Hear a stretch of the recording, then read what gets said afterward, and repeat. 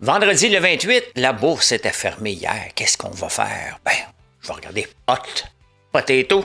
On va regarder finalement, encore une fois, est-ce que c'est différent cette fois? Ça, c'est la phrase qu'on entend tout le temps. Hey, au Québec, l'UPAC rencontre, on devrait faire un talk show avec ça. Hein? Ils lisent les nouvelles, puis à un moment donné, ils vont rencontrer des gens. Fantastique. Le fond vert, hein, qu'est-ce qu'on fait avec ça? Hein? C'est plus le fond up et fuck it. Il faut que j'investisse quelque part. Des gratteurs chez Costco. Eh bien, l'Alberta, une province souveraine dans un Canada uni, on va parler de ça. La Genix, ça, c'est moi, ça. On ne fait pas partie d'aucune pub, ils nous ignorent totalement. Et pourtant, on a tout ce qu'il faut pour faire rouler l'économie. Après le Black Friday, il y a aussi le Small Business Saturday. Bref, un paquet de choses comme ça qu'on va jaser. Ah, il y a Donald Trump qui trouve une journaliste laide. Pourquoi pas?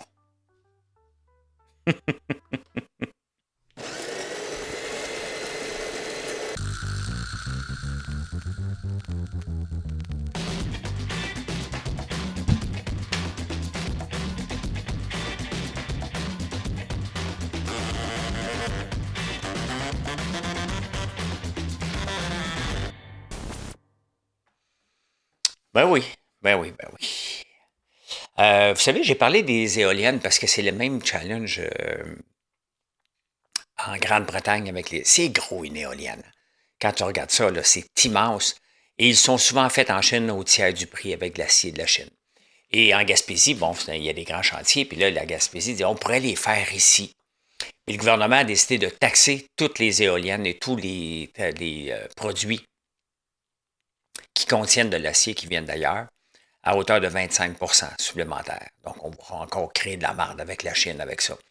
À la fin, là, est-ce qu'on veut des éoliennes qui vont nous donner l'électricité à rabais? Qu'est-ce qu'on veut vraiment? Ou payer 3 fois le prix pour développer la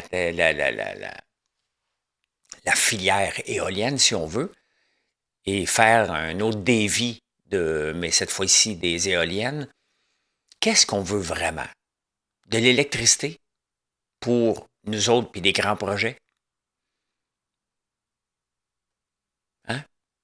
En même temps, ben c'est donnant-donnant. Tu achètes de quelque part, ils achètent de toi. Tu achètes de la Chine, des éoliennes, ils vont peut-être acheter ton canot-là. Il y a moyen de négocier. En les faisant suer tout le temps, tu ne peux pas négocier. Tu sais, on ne peut pas tout juste prendre, là. Je veux bien croire qu'avec Trump, il y a des tarifs sur l'acier, je comprends ça, là. Mais là, pour s'assurer que les chantiers puis tout va être respecté, qu'est-ce qu'on va faire? On va embaucher des inspecteurs. Là, on va faire suer toutes les entreprises. As-tu de l'acier, toi, montre-moi ça, puis on va te taxer. Et moi, là, cette approche-là, là, est vraiment, vraiment, vraiment, vraiment beaucoup, beaucoup, beaucoup, beaucoup de misère. Au pays de taxes-là, à l'entrée, ils doivent déclarer quand quelque chose rentre ici, s'il y a de l'acier, mais d'avoir des inspecteurs qui vont se déplacer dans les entreprises.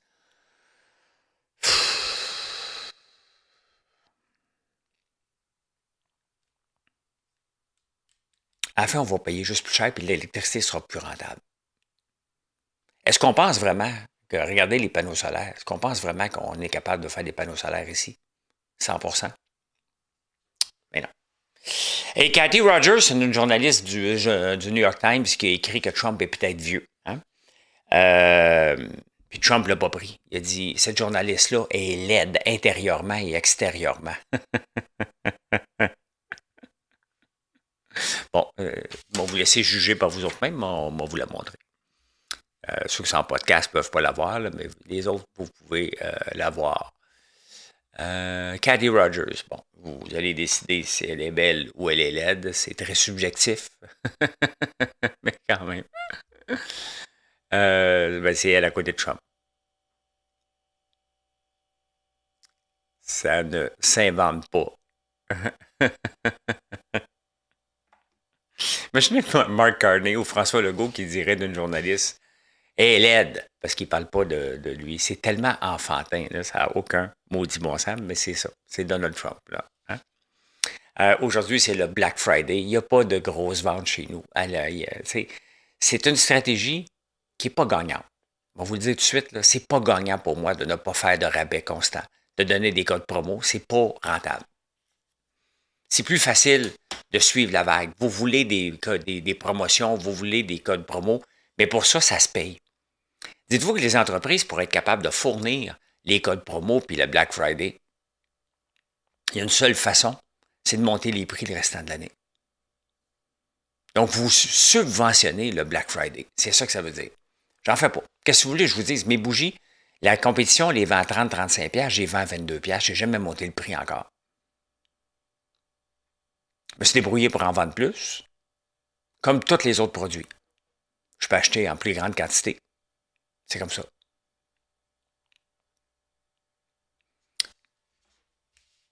Mais le Black Friday, c'est 20 pas. Puis là, je ne savais pas que ça existait. Je ne sais pas si vous le saviez, là, vous autres, le Small Business Saturday. Ben, c'est bien beau le Black Friday, mais il faut continuer ça le samedi. C'est 20% des ventes annuelles de certaines entreprises. Ah, j'aimerais ça. Moi, ça, une journée de 20% de vente de l'année. C'est pas rentable pour moi. Mais par contre, à l'année longue, je peux vous regarder dans le visage. Je peux être devant vous devant une caméra à l'année et dire, je vous donne le meilleur prix. Dans l'ensemble des produits. Il faut que j'aie quand même une certaine marge, là, vous comprenez, là, mais c'est vraiment limite. Regardez notre sérum. La compétition vend ça 95$. Le prochain sérum que je m'en... Le nôtre est 27$. Là. Si vous l'achetez avec la crème, c'est 22$. Si on est en train de travailler un sérum de nuit, je l'ai copié. Non, je reprends.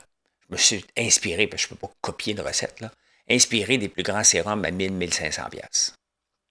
On va vous le vendre à peu près 38, 40. Voyons, les mouches à fruits. Si je pensais qu'elles étaient mortes, les mouches à fruits sont encore là. Fait que c'est 20% des ventes annuellement, c'est pas rentable pour moi de faire ce que je fais. Mais je vous regarde tout le temps, le reste de l'année. Mes ventes de décembre ne représentent pas 20% de mes ventes, là. Mais c'est quand même un bon pourcentage. Novembre-décembre, pour nous, ce sont des très, très bons mois. Et on est fiers. On est fiers. Ça veut dire que toute l'année, vous avez acheté, vous n'êtes pas gêné de donner des cadeaux de nous. Donc, c'est intéressant. Eh bien, l'Alberta, vous pensez qu'on est tout seul à dire, regarde, il faut être souverainiste et tout ça. L'Alberta, c'est pas mal plus sérieux que nous. Mais les autres, ce qu'ils veulent, ça me fait penser, quand j'étais jeune, mon père parlait de ça dans les années 70, la souveraineté et association. Être souverain dans un Canada. Et c'est exactement ce que l'Alberta veut faire. Ils ne veulent pas se séparer vraiment, mais ils veulent être souverainistes, avoir la paix. Et dans le fond, est-ce que le Canada devrait devenir comme une Union européenne? Laisser les provinces faire leurs affaires, un peu comme ça, l'Union européenne, elle s'en mêle quand même, là, des pays, mais est-ce qu'on devrait aller vers ça? Peut-être. Hein? Peut-être. On devrait avoir des alternatives. Tu sais, parce que là, on est à l'extrême, là. Il n'y a pas de mouvement, mais selon le PQ, on doit se séparer. Peux-tu juste regarder d'autres alternatives pour que le Canada aille mieux? C'est bien évident que le Canada ne va pas bien. Québec ne va pas bien non plus. On est heureux pareil, là. Quand même. Et moi, je suis dans la génération X, la génération oubliée. On est entre les boomers et les millennials. Les millennials commencent maintenant à se faire tasser par les Gen Z, puis les Gen Z par la génération Alpha. Génération X, qui est nous. Moi, c'est la génération 45-60. J'ai 58. Il n'y a aucune pub pour nous. Hein? Quand on fait de la radio, puis même moi, je fais de la télévision pour Nouveau, la tranche d'âge, c'est 35-54. On ne fait pas partie de rien. Et pourtant, on est en train d'hériter des boomers. Regardez, la semaine prochaine, je pars chez le notaire pour l'héritage de mon père. Bon, il n'y avait pas grand-chose à part la terre que j'ai achetée, donc je me fais je me fais une succession. C'est vrai, pareil. À mes frères, à mon frère et à mes soeurs aussi, là.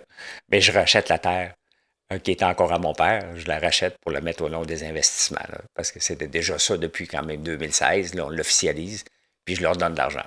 Donc, on est dans la tranche d'âge qui hérite de nos parents. On est complètement oublié et c'est la génération qui dépense le plus.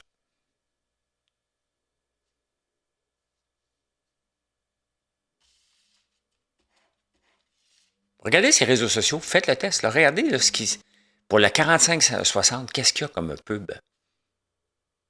On n'est pas ciblé pantoute, pantoute, pantoute. Il y a les résidences de personnes âgées, là. Après ça, il y a les jeunes et l'accessibilité à la maison, mais nous autres, rien.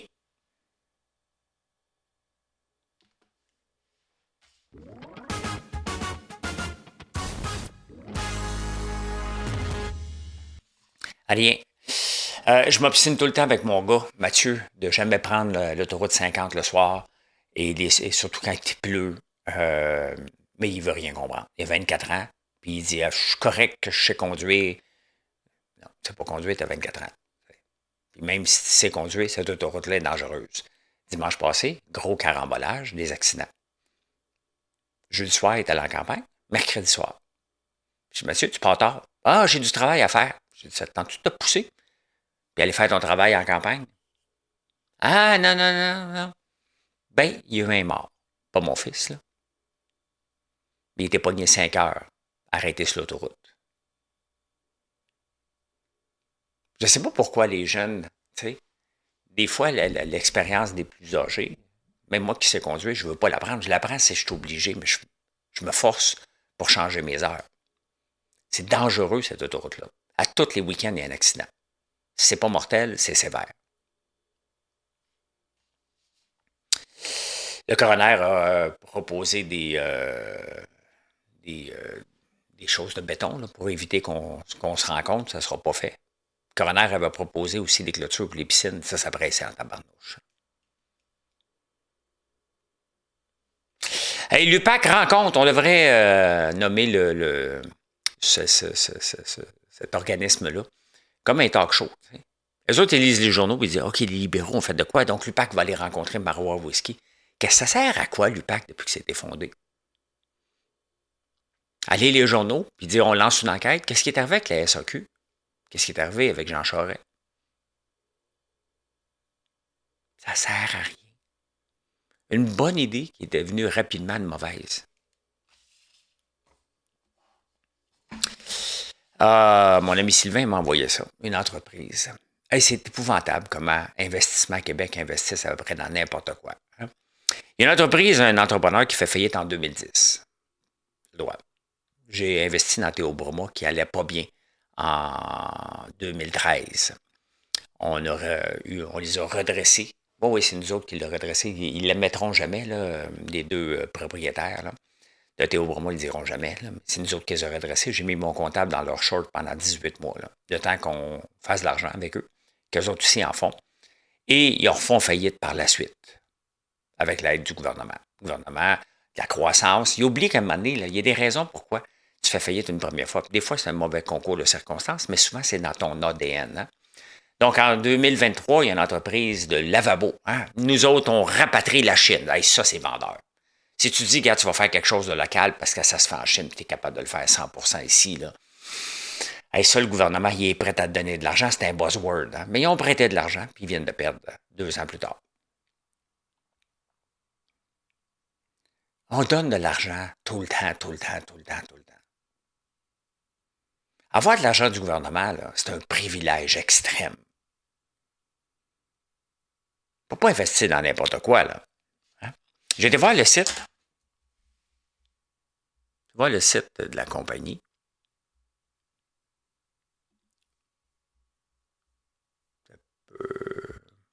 C'est en maintenance.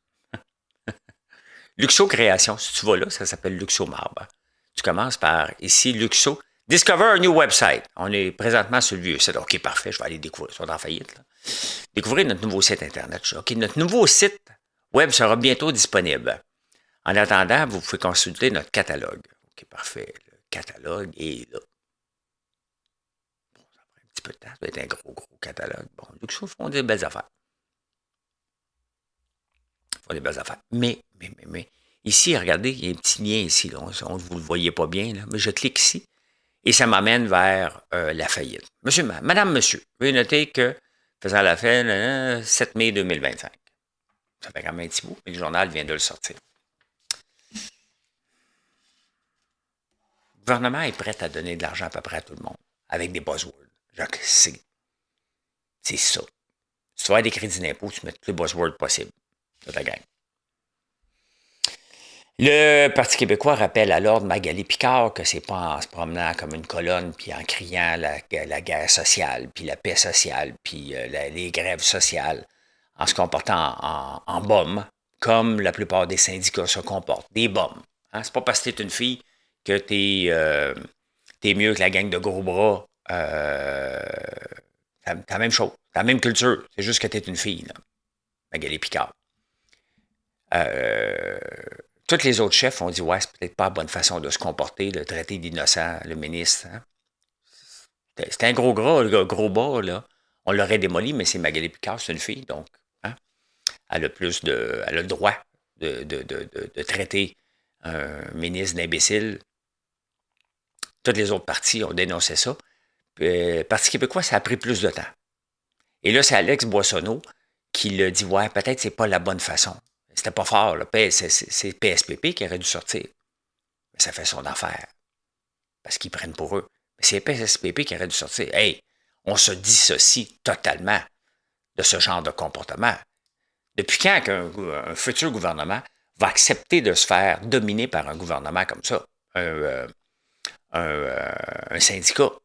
Et dans la période des questions, Alex Boissonneau du PQ pose une question là, tellement tendancieuse, là, qui disait si Amazon, quand le temps qu'il était là, puis que vous auriez pu. Il pose la question pour avoir la réponse qu'il veut avoir. Elle dit ben oui, on n'aurait pas eu les pouvoirs. Amazon est parti pareil. Pourquoi? Parce que vous avez voulu vous syndiquer.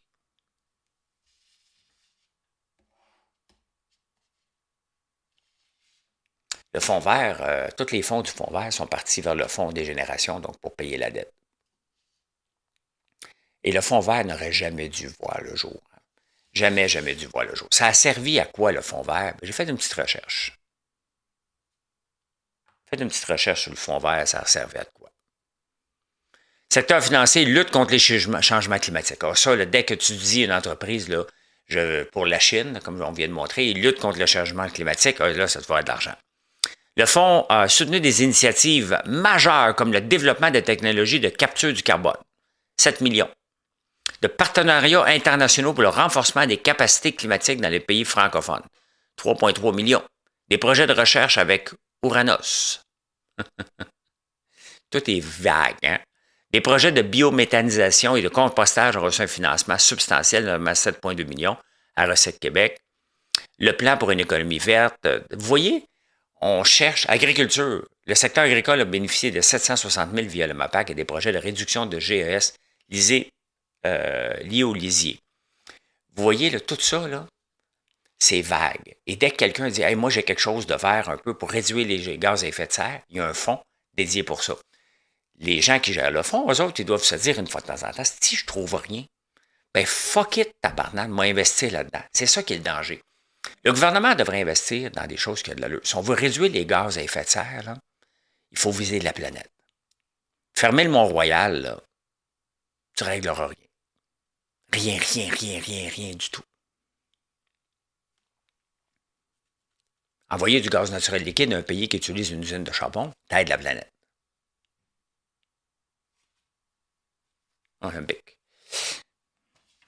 Donc, ça n'aurait jamais dû exister parce que la tendance à vouloir dépenser ce qu'il y a dans le fond est très élevée dans des choses à peu près inutiles.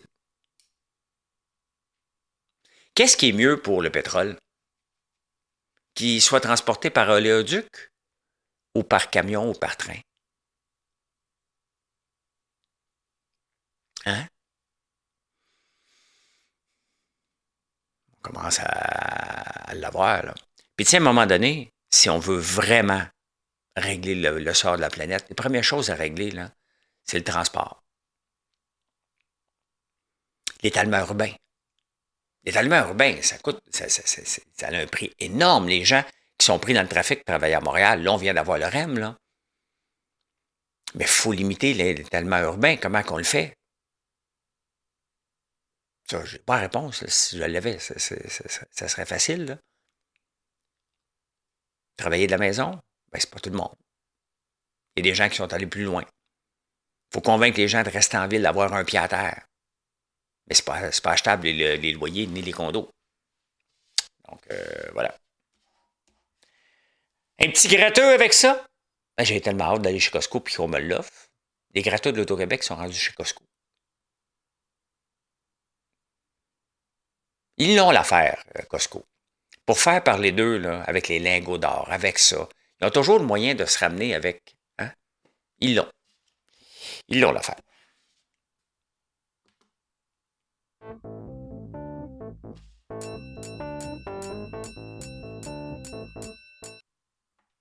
Ben justement, je n'étais pas supposé en parler. On va aller le voir, justement, ce Costco-là. Ça ressemble à quoi à la bourse? Ben, la bourse était fermée hier. Donc, première étape, on regarde un peu le Bitcoin qui est remonté à 91 000, mais tu sais, ça vaut ce que ça vaut. Hein?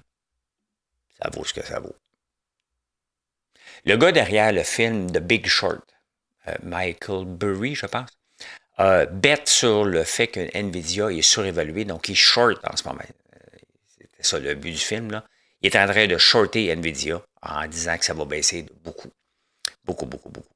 Est-ce qu'il aura raison ou pas? S'il a raison, on va dire que c'est un génie. S'il n'a pas raison, ben, on n'entendra pas parler. Je suis venu ici parce que je voulais vous montrer Costco.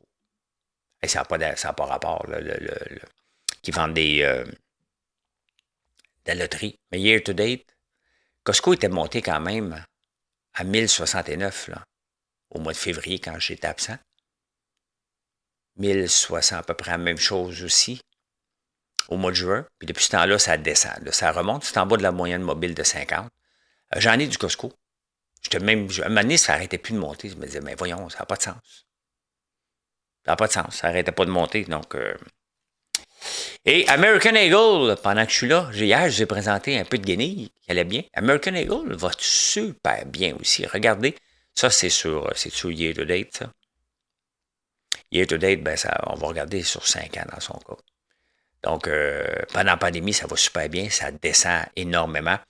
Et dernièrement, ça a remonté. Ça a remonté au mois de juin. Pourquoi? Parce que Sydney Sweeney qui a fait une pub avec des jeans. American Eagle, ils ont dû dire, hey, écoute, ça marche, ça, parce qu'on va l'utiliser une jeune inconnue de 80 ans qui s'appelle Martha Stewart. T'as bien en jeans?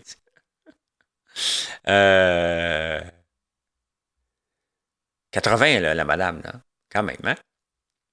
Donc, j'avais écouté le film sur elle, très intéressant quand même. Hein? Elle était allée en prison pour un délit d'initié de 100 000 $. Là. OK, tu ne fais pas de délit d'initié, mais quand tu regardes, là, elle n'était pas si coupable que ça. Là. Il y a vraiment quelqu'un qui a voulu démolir son empire plus qu'autre chose. Là. Hey, le prix des maisons baisse partout au Canada, sauf au Québec. Une baisse généralisée quand même de 3,7 %. Quand même énorme. Mettons, là, je l'ai dit plusieurs fois, là, ma maison ici est évaluée à 4 100 000. Donc, s'il y avait une baisse de 3 %, donc de 4 %, ça serait 40 000 par 1 million fois 4, donc 160 000, à peu près 200 000 de moins que le prix que je pourrais vendre. Quel est le prix que je pourrais vendre? Aucune idée. Il n'y a pas à vendre, de toute façon, on ne sera jamais à vendre. Ben, il ne faut jamais dire jamais pour une maison, là. Mais je n'entrevois pas déménager nulle part. Je ne tente pas d'aller en condo, finalement. Donc, je vais rester ici, mais pas au Québec. Et pourquoi? Ben, parce que les prix augmentent. Pas les prix augmentent, il manque d'offres. Il manque d'offres. Il va falloir régler ça à un moment donné. Là. Si on veut que les prix baissent, il va falloir avoir des constructions partout. Il va falloir inciter les gens qui ont des buildings à construire. Construire par-dessus, à monter un étage ou deux, pour augmenter la densification urbaine. Tu sais, mettons sur du parc, je vous parle souvent du parc parce que je suis là. Mais, tu sais, il y a des 2 étages fermés. Ben, ça devrait être un push, vraiment, de la ville, de dire, tu ne laisseras pas ça fermé comme ça, abandonné. C'est soit que tu le vendes, soit tu le rénoves. Si tu ne le rénoves pas, tu vas avoir une surtaxe. Ça arrive à Paris. Et non seulement la surtaxe va être salée parce qu'on le veut. On s'en fout que tu payes des taxes. On veut revitaliser la ville. On veut revitaliser cette rue-là ou la rue que vous connaissez qui est proche de chez vous. Là. Ici, il y en a beaucoup, beaucoup de fermés. Il faut inciter les gens à construire et en hauteur. Pas seulement rénover, en rajouter. Ah, ça C'est le fun quand notre maison monte, mais ça veut dire aussi qu'il y a une pénurie, là. Et pendant ce temps-là, la confiance des gens sur l'achat d'un condo comme un investissement passe de 35 à 30 De moins en moins de gens pensent que les condos, c'est un investissement. Ça a déjà été le cas. Hein? C'est différent cette fois-ci. Ah, ça, c'est la phrase qu'on entend souvent à la bourse. Hein? On veut y croire que c'est différent, mais c'est pas différent. Moi-même, je veux y croire. Là. Moi-même, je veux y croire. Avec la bulle Internet, il y a la bulle nucléaire, il y a des bulles à côté dans le tapis parce qu'on se promène d'optimiste à pessimiste. Puis en même temps, les gens avec des produits comme le CELI, puis l'équivalent aussi aux États-Unis, le régime d'épargne retraite, où on doit investir. Puis on se rend compte qu'il n'y a pas de certificat de dépôt qui a de l'allure, avoir du 4 ça ne nous intéresse pas. Il y a des ETF sur le S&P 500 qui n'existaient pas il y a 10-15 ans. Donc, on rentre de l'argent massivement dans le marché. Mais vraiment énorme.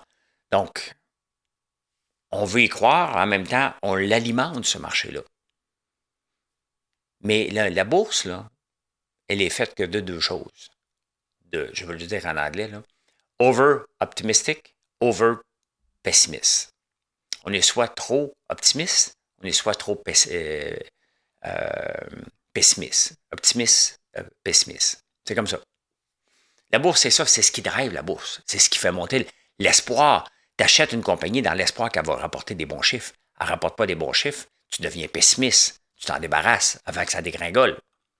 Et tu recommences ça avec n'importe quelle compagnie constamment. La bourse a besoin de ça. Donc, est-ce qu'il y a une bulle AI? Ben oui, il y a une bulle AI. Est-ce que les résultats d'NVIDIA font du sens, le prix d'NVIDIA? Oui, parce qu'il n'était pas trop cher, là. Le ratio coût-bénéfice d'NVIDIA, on a beau avoir peur, là, mais il n'a jamais été si élevé que ça. On va aller voir. Parce que dans TradingView, ben oui, Black Friday, il faudrait bien que je m'occupe de ça. Ça, c'est Google. On peut voir le tweet de données ici. Là-dessus en bas, là.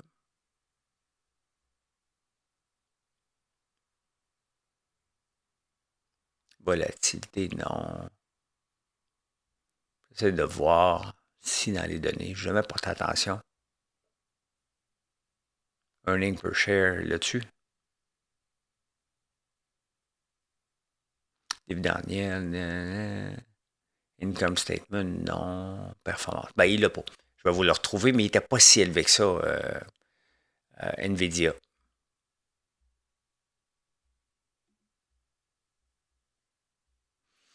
Donc, c'est pas comme s'il était à 200-300 fois comme Palantir, là. Loin de là. Mais il reste quand même que il y a un certain gonflement, puis c'est pas différent. C'est pas différent du tout cette fois-ci. Ça vous tente-tu de voir... juste avant d'aller voir Hot Potato. Je ne savais pas qu'en 1965, il y avait eu un gros crash aussi à la bourse. Hein? Qu'est-ce qui s'est passé en 1965, la guerre du Vietnam? Donc, pendant 20 mois, la bourse a perdu 36 La bourse pourrait perdre 36 Elle va perdre 36 ça arrive. Okay? C'était en 1929, le plus gros crash, bien évidemment. En 99-2000, il y a eu l'autre gros crash, la bulle Internet qui a pété. Dans ces années-là, les gens aussi empruntaient pour investir à la bourse.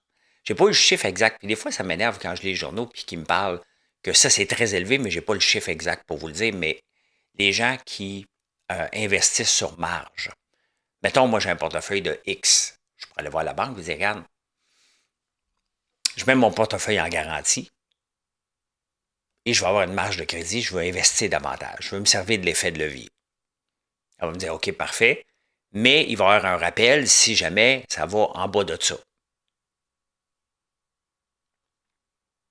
Et c'est ça qui est le plus dangereux à la bourse. Hein? C'est les margin calls. Aujourd'hui, on est à 1,13 trillion de margin call. Donc, ça veut dire qu'à tout moment, ça pourrait être rappelé si la bourse tombait à un certain niveau. Et qu'est-ce qui arrive à ce moment-là? C'est que ça l'amplifie parce qu'il faut que tu rembourses ta marge. Donc, tu vends tes actions à n'importe quoi. N'importe quel prix, il faut que tu te sortes de la marge. Et ça l'amène. C'est ça qui amène un crash. Là. Les gens doivent rembourser la marge rapidement. Ils vendent des actions sans compter. Ça fait baisser le prix, baisser le prix, baisser le prix. Puis à un moment donné, c'est ça un crash boursier. En ce moment, le pourcentage est le plus élevé de ce qu'on a vu en 1929, 1965 et 1999, avant les gros crashs. On va aller voir Hot Potato. Ça fait longtemps qu'on n'a pas été voir Hot Potato. Hein? On met un H à Hot Potato. Hot Potato, c'est quoi? Je regarde 4 fonds. 4 fonds, au lieu d'investir aveuglement dans le ZSP, excuse-moi, dans le S&P 500, ici, ce sont les ETF de BMO. Donc, que je regarde. Et depuis un an, le marché boursier américain canadien a rapporté du 25,97. Le marché américain, qu'on pense surchauffé, hein, seulement du 15,46, ce qui est énorme. Énorme. Les marchés internationaux du 25,30 et les fonds, les obligations, 4,94. Donc, techniquement, selon la stratégie Hot Potato, c'est que tu regardes ça une fois par mois. À chaque mois, tu regardes lequel est le plus élevé. Là, en ce moment, c'est le ZSN, donc le marché canadien. Si tu avais de l'argent dans, mettons, le ZSP, donc tu vends tout et tu t'en vas vers celui qui a le momentum le plus élevé. Cette stratégie-là, au lieu de rapporter une moyenne sur la bourse sur une 20 ans, va te rapporter du 10 si tu es dans le S&P 500 basé sur le passé. Si tu fais cette stratégie-là, tu as du 18 Mais attention, tu as des frais de transaction aussi. Et si tu le fais hors CELI, ça va te coûter des frais aussi de gain en capital. Donc, sur papier, c'est une belle stratégie. En théorie, c'est un petit peu plus complexe à faire. Là. Tu ne le fais pas avec 1000 $, peut-être avec 100 000 ça commence à avoir de l'allure parce que ta transaction va être seulement de 9 $. Là. Donc, ou peu importe où ce que tu es, mais c'est ça la stratégie de Hot Potato, c'est que tu déplaces ton argent vers le marché qui a le momentum et non pas d'essayer de choisir quand le marché baisse. Parce que là, ça serait tentant d'aller voir le marché, celui qui rapporte le moins, c'est le marché américain, ça serait tentant. Mais c'est pas comme ça. Et Livermore avait aussi cette approche-là de suivre le momentum, de ne pas essayer d'avoir raison trop vite. C'est ça qui est le plus grand danger à la bourse. Là. Quand on essaie d'avoir raison trop vite, normalement, on se brûle. Quand tu suis le momentum, tu te brûles beaucoup, beaucoup moins.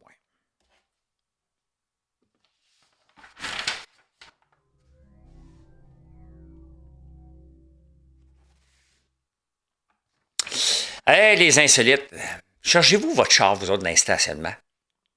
C'est bien, où c'est que j'ai mis mon auto? Là, tu t'en vas avec ta clé, pip, pip, pip, pip.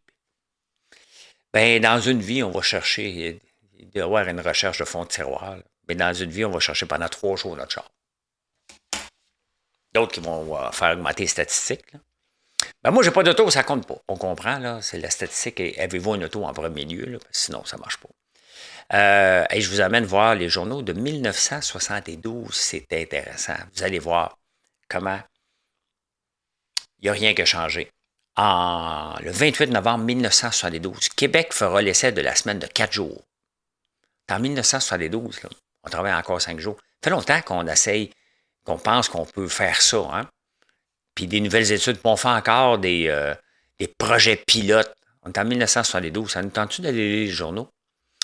L'étude préliminaire du ministère du Travail sur le sujet en vient à la conclusion qu'il serait trop simple de dire que si on diminue la semaine de travail et que le travailleur se contente de hausse de salaire moindre, voire inexistante, il y aura du travail pour tout le monde. Et plein d'endroits n'utilisent pas à pleine capacité de production. C'était la même chose. Le problème de productivité, là, c'est exactement ce qu'on décrit dans cet article-là. Là. Intéressant.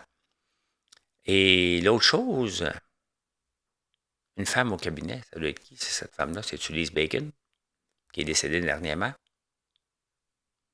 Ah, Mme Jeanne Sauvé. Mais ce que je voulais vous apporter votre attention, gratuit le métro. Moi, j'ai dit, tabarnouche, j'y pensais de ça, hein, laisser ça gratuit, le métro. C'est le Black Friday. On ne l'appelait pas comme ça en 1972. Là. Gratuit le métro, gratuit l'autobus, même si vous ne le croyez pas, ça sera vrai vendredi prochain, le 1er décembre, entre 9h30 et 10h30 le matin. Vous pouvez vérifier par vous-même qui a payé ça. Les magasins Dupuis ont financé le service de métro et d'autobus gratuit pour amener les gens au centre-ville en espérant en avoir une partie qui vienne chez eux. Il y a 1 million de personnes par jour quand même qui prenaient le métro et c'était gratuit pour tout le monde. Quand même, hein? Mission accomplished. Ben merci encore une fois. Je vous souhaite une excellente journée. Puis venez nous voir sur françoislambert.one.